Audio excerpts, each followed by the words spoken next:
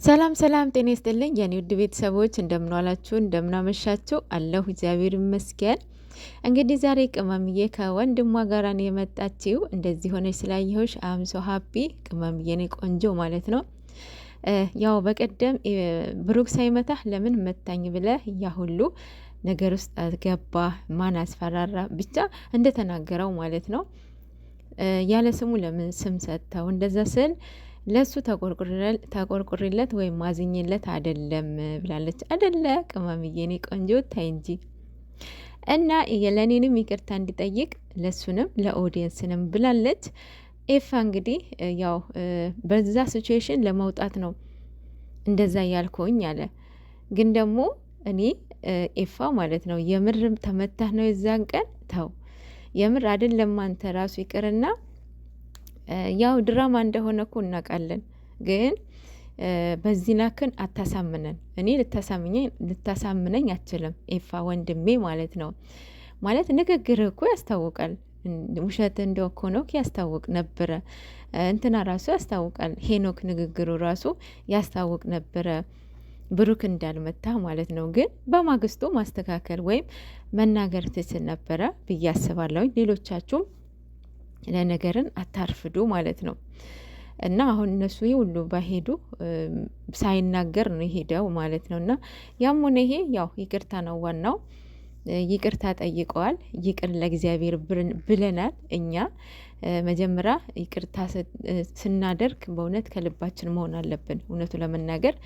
ምክንያቱም አንድ ይቅርታ ካላችሁ በኋላ ያንን ነገር ደግማችሁ እንዳታነሱ ይቅርታ ነው አይደል የምትጠይቁት። ምክንያቱም ያንን በቃ ፎርጌት አድርጋችኋል ማለት ነው። ሶ አሁን ይቅርታ በቪዲዮን እያልከው በአካል አይደለም። እሱ ግን ትላንትና ብሎሃል።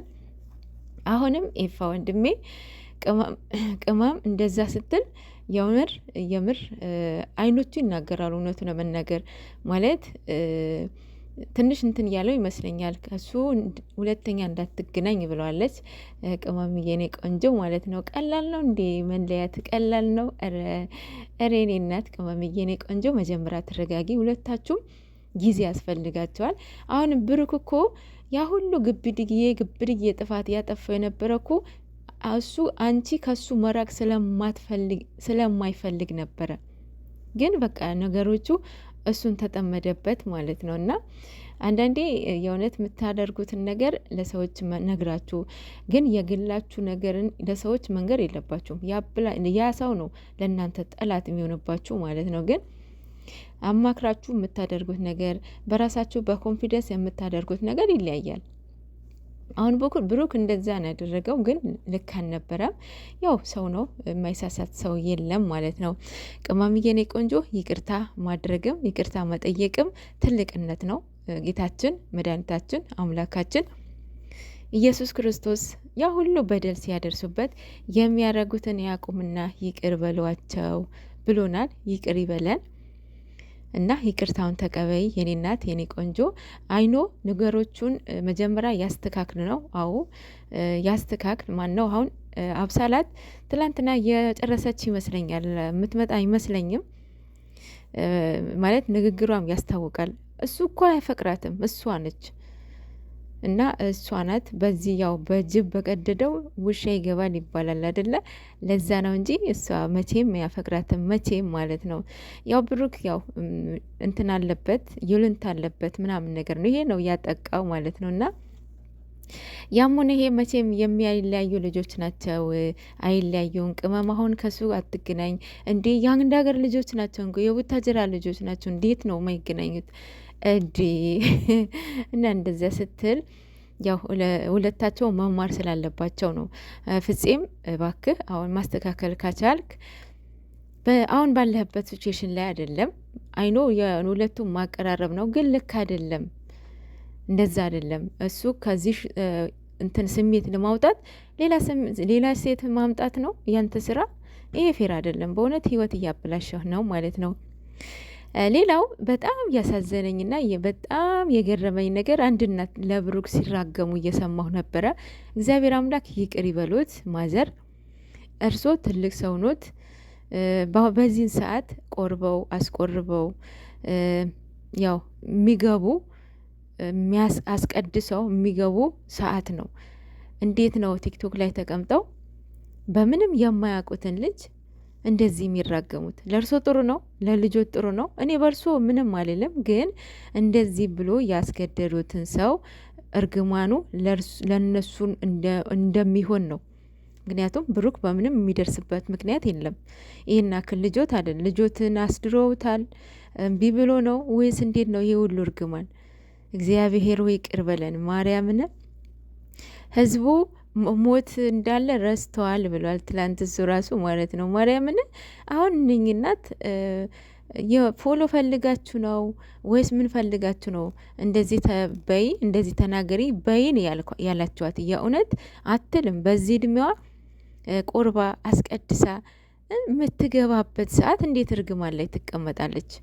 ያውም ቲክቶክ ምንም ማያቀረ ጌታ ድረስ አምላኬው ይቅር በለን ማርያምን። ብዙ ስሰድባት እያየው ነበረ።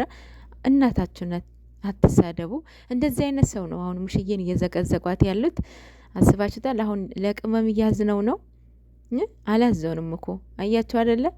ቅመም ምን ያህል እንደሚያሰድቧት ማለት ነው። ግን ደግሞ የእሷ ተቆርቋሪ ነን ብለው ነው ልብሩክን እናትን አምጥተው የሚያስረግሙት። ጌታ ይቅር በለን ማርያምን በጣም። ሌላው ሀብ መጥተዋል። የቅመምዬ ቤትን አሳይቷቸዋል ማለት የዛኔ አይቼ ነበረ ኮሜንት ማለት ነው።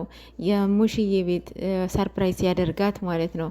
የቅመም ቤት አልተሰራለትም አንድ ቤት ነው የሚል ኮሜንት እያየሁ ነበረ። ለካ ነገሩ ከሮ ሄደዋል ማለት ነው። አንዳንዴ ማስታወል ይስጠን ማርያምን። በማይመለከተን ነገር ገብተን ስናቦካ አይደብርም? ይደብራል አይደል? ሶ ዛሬ ከነ ውጭው ከነ እንትኑ ነው ያሳያቸው ማለት ነው። እና ያው ያላችሁ እናንተ ምን ያህል ሼም እንደሚይዛችሁ እናንተ ታውቃላችሁ ማለት ነው። እነሱ ደግሞ ተለያይተው የማይለያዩ ልጆች ናችሁ። ለማለያየት ነው እንደዚህ ዲብ ገብታችሁ። ፌር ነው አሁን? ፌር አይደለም፣ ልክ አይደለም። ቅመምዬ የኔ ቆንጆ የኔ እናት በጣም ደስ ይላል። ቤትሽ ያምራል። እንግዲህ ውለዱበት፣ ክበዱበት። ማርያምን በጣም ያምራል። እንግዲህ በእንትን ፋሲካ ታስመርቁታላችሁ ብዬ አስባለሁ። ሀብን ወንድማችን የእውነት ጉልበትህ ይባረክ። ማርያምን እግዚአብሔር ይባርክልን። ብር መስጠት ባይዘዌ ቀላል ነው ማለት ብር ሰጥታችሁ የሚያሰራ ሰው በጣም ከባድ ነው። ከሰራተኞች ጸባይ ያለ የእቃዎቹ ማቅረብ በስማም ይሄ ያየው ነው የሚያውቀውና በጣም ይከብዳል። ሶ አንተም እግዚአብሔር ይባርክ። እንግዲህ ልጆችን አስታርቃቸው ማለት ነው።